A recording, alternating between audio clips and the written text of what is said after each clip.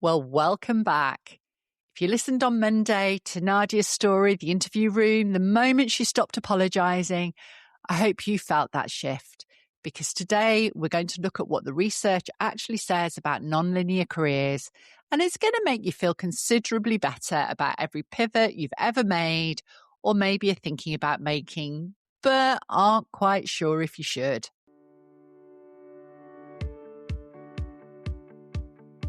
Welcome back to Unshakable Her, helping ambitious women who are constantly second-guessing themselves build the daily habits that compound into unshakable confidence. I'm Caroline Esterson, and I'm in your corner. It's Wednesday, which means it's time for the science of what's holding you back. Because, frankly, just believing yourself isn't going to get you the promotion, the pay rise, or the influence. But understanding what's actually happening in your head and why turns what's wrong with me into, that's what's happening. That's how Unshakable gets built. Let's go. So here's what you're getting today. 1, the science behind why zigzag careers build a specific kind of capability that linear careers simply can't, and what researchers are now calling it. 2, an understanding of why your brain finds career pivots harder than they need to be and what's actually happening when you make one. And 3, the evidence that the skills you've been quietly accumulating across your unconventional path are not scattered, they are compounding. Let's get into it. The science bit, because facts beat fear every time. There's a researcher and writer called David Epstein. He wrote a book called Range, and his central argument is this: in complex, unpredictable worlds, the people who perform best over time are not the early specialists. They're the ones who sampled broadly, tried things, made lateral moves, and built what he calls range. Range isn't unfocused. Instead, it's an adaptive expertise. It's the ability to take a principle from one world and apply it somewhere completely different. To see patterns across disciplines that specialists who've only ever been inside one room simply can't see. Nadia didn't just accumulate jobs, she accumulated frames of reference.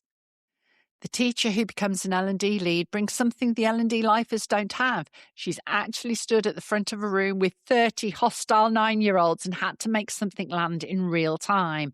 That's not soft, that's advanced. And the science is clear. In environments that require creativity, problem solving, and judgment, which is most environments worth working in these days, range outperforms depth over the long term. The zigzag wasn't a detour. It was the research phase. And here's something a researcher called Herminia Ibarra at London Business School has spent years studying. Career transitions are hard. Not just because of the practical challenges, things like new people to navigate, skill gap, the uncertainty. They're hard because they require an identity shift. When you've been a teacher for 7 years, teacher isn't just your job, it's part of how you understand yourself. Your habits, your language, your reference points, your social world, all of those are built around that identity. A pivot asks you to let go of a self that felt solid and try on a self that doesn't fit yet. Ibarra calls this working identity, and her research shows that the most successful career changers don't plan their way into a new identity, they act their way into it. Using small experiments, they try things and build evidence that the new version of themselves is viable. Which means if you've made a pivot and it felt uncomfortable and uncertain and not quite like yourself for a while, that was just normal. That was identity construction. You were building the next version of you, just 2 millimeters at a time. You might have heard of the T-shaped professional. T-shaped is referring to having deep expertise in one area and broad knowledge across others. It's the model that dominated talent development thinking for about 20 years. And here's what more recent research suggests.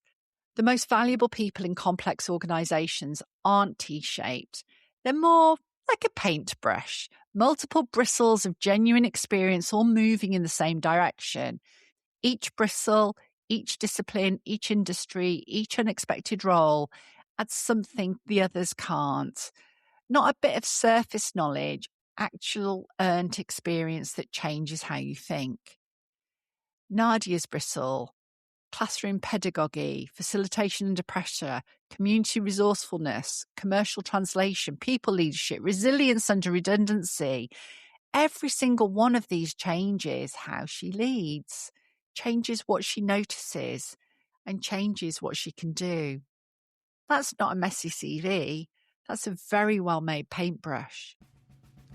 Not the club, just bad processes. The system's the problem, not you. Let's fix it for you and the next one in.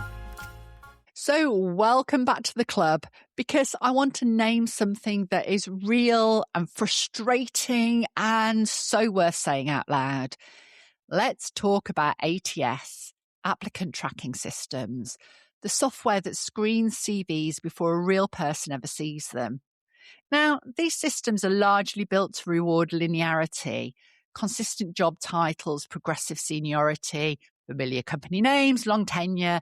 They're all structured and biased against the zigzag, which means talented, rangy, adaptable, genuinely excellent people like Nadia get filtered out before they've ever had the chance to walk into a room and be themselves.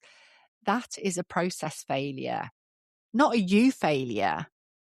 But here's what I want you to know, because this is Unshakable Her after all, and we don't just name a problem, we hand you the tools.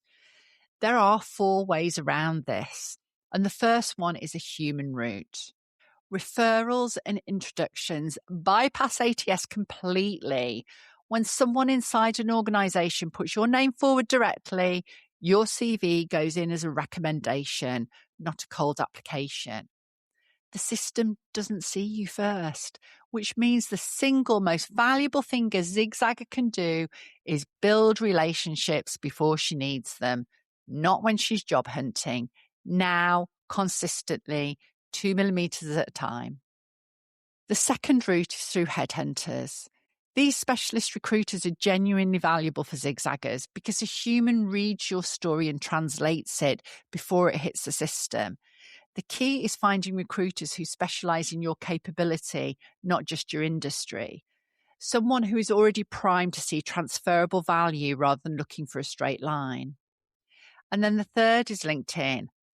A well-written profile with a strong about section built around your through line, not your job history, means hiring managers find you before ATS even gets involved. Inbound is always better than outbound for the zigzagger. And we'll talk about how to write that on Friday. And then the fourth, and only if you have to play the game directly, is to learn ATS language. These systems run on keyword matching. If the job spec says stakeholder management and your CV says managing relationships, you potentially could get filtered out even if you're the most qualified person who applied. Same skills, wrong words. So mirror the language of the job description in your CV. Now, if you're a hiring manager and listening to this, or a people leader, or someone who influences how your organization finds talent, I want to ask you something directly. How many Nadias, Yonas, or Giuseppes do you think your ATS might have possibly filtered out this year? How many zigzag CVs landed on the reject pile before anyone ever read them?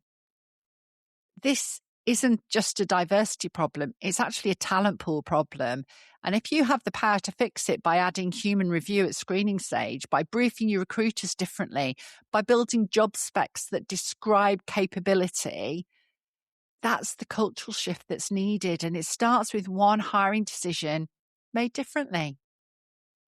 Over to you. So let's get into the shift, the 2 millimeter difference for you to make this week. Now, this is the shift from describing your career history as a sequence of events to describing it as a body of capability. Not, I did this, then this, then this, but rather, here's what I can do. And here is the unusual combination of experiences that make me able to do it in a way that nobody else can. 2 millimeters, same career, completely different story. Try writing it out now before you need it. You may just be surprised by what you uncover, and that can only be valuable for your confidence. In the show notes, we have a link to the career prompt pad that can help you start to craft your own unique story so it lands well. That's Wednesday completed. Big tick. Range, working identity, and the paintbrush career. You now have the language and the science to talk about your unconventional path as the asset it actually is. Friday, we have a song that I genuinely didn't expect to be using. Chris Mooney, you are going to love this one. And 3 moves to help you own your zigzag fully in interviews, in conversations, and most importantly, in your own head.